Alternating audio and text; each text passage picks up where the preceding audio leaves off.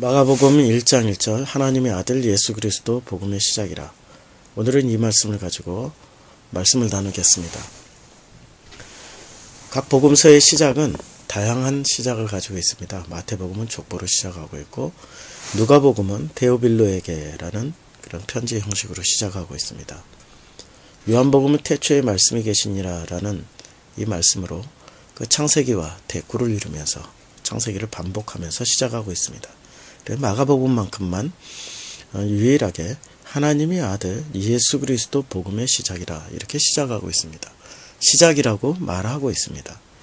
도대체 무엇을 시작한다는 얘기인지, 도대체 무엇이 시작인지, 그리고 하나님은 누구고 하나님의 아들은 누구고, 그리고 하나님의 아들이 왜 예수 그리스도이고, 그리고 그 예수 그리스도가 왜 복음이 되는지를 마가복음은 굉장히 무거운, 그리고 다양한 엄청나게 폭넓고 깊은 주제를 가지고 마가복음은 시작되어지고 있습니다. 우리가 이 각 복음서의 특징을 보면은 마태복음은 유대인들을 향해서 썼다라는 것을 알 수 있습니다. 왜냐면 그 족보를 보면은 마태복음의 족보의 시작은 아브라함부터 시작됩니다. 아브라함의 자손들이 읽으면은 은혜 받는 성경책, 이게 마태복음입니다. 반대로 누가복음은 똑같은 족보가 나오지만 누가복음의 족보를 보면은 3장 23절부터 보면은 예수님부터 시작해서 마지막 절 아담에게서 끝나고, 그리고 하나님에게서 끝납니다. 즉 누가복음의 족보는 하나님의 자손들, 이게 전 인류가 읽으면 은혜 받는 성경, 이렇게 이해하시면 됩니다. 근데 요한복음은 1장 1절부터 5절까지 창세기를 다시 되풀이하는 이런 구조로 쓰여져 있습니다. 태초에로 시작하는 이 말씀이 천지창조를 연상케 하는 창세기 1장의 구조를 그대로 가지고 있습니다. 이 요한복음은 굉장히 전 인류, 그리고 그 전 인류가 태초에 천지를 창조하신 그분이 다시 빛이 되어서 오셨더라는, 그러나 빛이 되어서 오셨지만 사람들이 그 빛을 영접하지 아니했다라는 것으로 시작하고 있습니다. 마가복음은 이와는 반대로 처음부터 선포로 시작됩니다. 하나님의 아들 예수 그리스도의 복음의 시작이다. 예수 그리스도가 복음이다. 그리고 그분이 시작이다. 이렇게 말씀하고 있습니다. 우리가 사도행전이 언제 쓰여졌고 마가복음이 언제 쓰여졌는지를 보면은 이 마가복음의 시대적 위치를 알 수 있습니다. 사도행전의 저작 시기가 AD 62년으로 보는 시각들이 있습니다. 우리가 이것을 선택한다면 마가복음은 같은 60년대, AD 60년대에 쓰여졌다라고 많은 학자들이 이야기를 합니다. 즉 사도행전의 저술 시기와 마가복음의 저술 시기가 매우 비슷하다. 그러면 이 시기에 어떤 일들이 있었냐면, 이 시기는 로마의 황제인 네로가 박해를 시작했던 그 시기입니다. 이 시기를 좀 더 성서적으로 살펴보면은 이 시기에 사도행전이 쓰여졌다는 사실, 그리고 그 사도행전 내용을 감안하면은 사도행전이 쓰여졌을 당시에 고린도, 전후서, 에베소서, 갈라디아서, 이 모든 성경들이 사도 바울의 서신서들이 쓰여졌던 저작 시기이기도 합니다. 이 시기를 감안해서 본다면은 복음이 이미 유대인 사회뿐만이 아니라 이 소아시아 일대에 광범위하게 퍼졌다라는 것을 알고 있습니다. 사도행전 18장 1절에서 사도들 외에 모든 믿는 자들이 흩어져서 안디옥과 그리고 고린도와 에베소와 모든 지역으로 흩어졌다라고 기록이 되어 있습니다. 이미 복음을 들고 복음을 알고 있는 사람들은 각 지역으로 흩어지면서 복음을 증거하기 시작했습니다. 복음이 매우 광범위하게 퍼졌고 퍼지고 있는 상황, 이 상황에 마가복음이 쓰여졌습니다. 두 번째로 이 복음을 품은 사람들이 순교당하고 있는 상황에 마가복음은 쓰여졌습니다. 순교를 당한다는 것은 결코 신앙생활하기 좋은 상황은 아니라는 겁니다.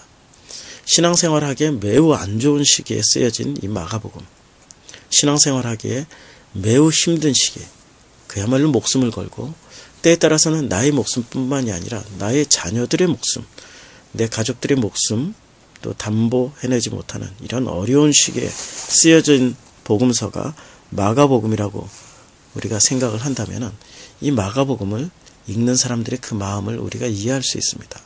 내 가족이 혹은 내 친척이, 내 자녀들이 혹은 나의 부모님이 믿는다라는 이유 하나만으로, 복음을 알고 있다라는 이유 하나만으로 예수 그리스도가 하나님의 아들이시고 그분이 복음이라는 사실을 고백했다는 것 하나만으로 죽임당했고 순교당했고 혹은 강제로 이별해야만 했고 어디서 무엇이 어떻게 누군가가 어떤 일을 어떻게 당하고 있는지 전혀 알 수 없는 이런 상황에서 신앙생활을 했다고 생각하면은 우리는 마가복음의 상황이 얼마나 절박하고 극적인 상황에서 이 복음서가 쓰여졌다는 것을 우리가 생각할 수 있습니다. 세 번째, 이 복음에 대한 도전이 끊임없이 일어나고 있었던 시기였습니다.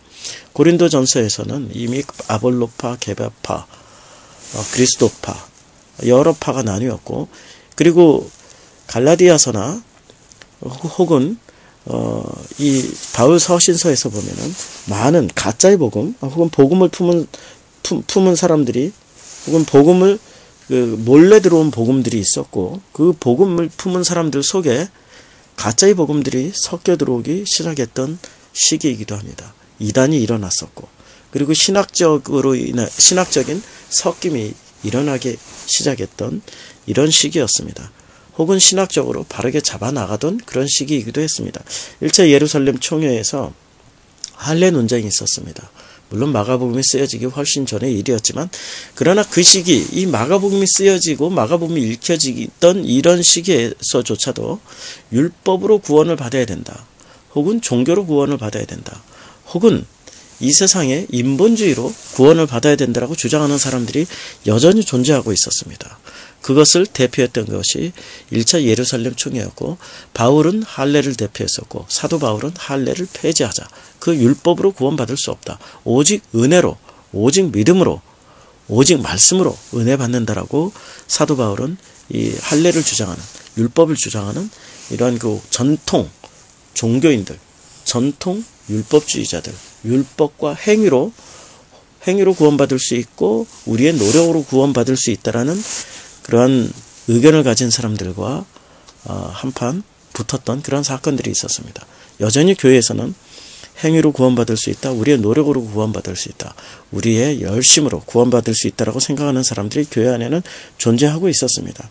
결국에는 이런 고난이 이런 사회적인, 신학적인, 교회적인 이런 혼란과 혼동 속에서 갑작스럽게 닥친 이 고난들, 흩어짐으로 인해서 발생했던 고난뿐만이 아니라 황제로부터 시작된 이런 고난들, 죽임, 핍박, 순교, 이러한 고난들을 통하여서 교회는 놀랍게도 만들어지고 있었습니다.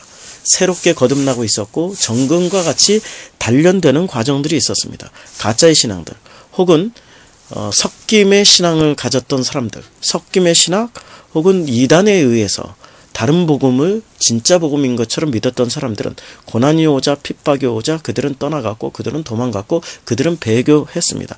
그러나 하나님의 아들 예수 그리스도가 복음이다, 이것을 믿었던, 그리고 마가복음의 신앙을 고백했던, 이 마가복음을 읽었던 그 사람들은 지금 여기서 이 마가복음을 읽는 그 장면에서 놀랍도록 자기 정금과 같이 단련되어지고 있었습니다. 고난은 사람을 만듭니다. 고난은 신앙을 만들어갑니다. 고난이 있기 때문에 비로소 복음이 무엇인지, 예수 그리스도가 나에게 어떤 의미가 되는지를 알게 되어지는 과정입니다. 고난 없는 신앙은 마가복음을 읽어도 크게 이해하지 못할 겁니다. 고난이 있기 때문에 그 복음이 내게는 가장 소중한 그런 복음으로 다가옵니다.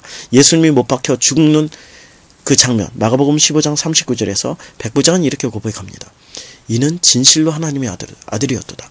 죽음만을 보고 백부장은 고백합니다. 반대로 누가복음은 그 되어진 일, 마태복음도 되어진 일을 보고 백부장은 진실로 이 사람은 의인이었도다라고 고백합니다. 그러나 마가복음의 고백은 다릅니다. 이는 진실로 하나님의 아들이었도다. 그 죽음을 보고 고백하는 그 신앙, 그게 바로 마가복음이었습니다. 우리가 이 마가복음을 공부하는데 저는 기대가 됩니다. 설레이게 됩니다.